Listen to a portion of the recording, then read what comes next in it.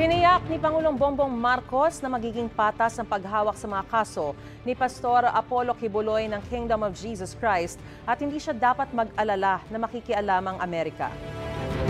To Pastor Kibuloy, we've known him for a very long time, and ang mapapangako ko, all the proceedings will be fair. Now, as to the involvement of the United States, malayo pa yan eh. That's going to take years. Yeah. So I don't think that's something he needs to worry about, quite frankly.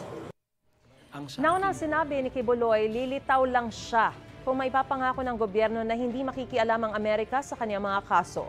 Si Justice Secretary Jesus Crispin Remulla naman, sinabing hindi pwedeng maglatag ng anumang kondisyon si Kibuloy para sa kanyang pagsuko. Batas daw ang masusunod at hindi si Kibuloy.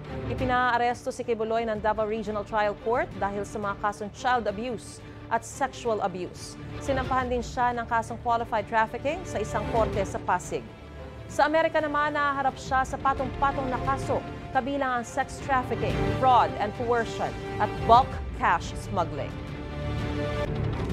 Mga kapuso, para una ka sa mga balita, mag-subscribe sa GMA Integrated News sa YouTube. Sa mga kapuso abroad, subaybayan niyo po kami sa GMA Pinoy TV at sa www.gmanews.tv.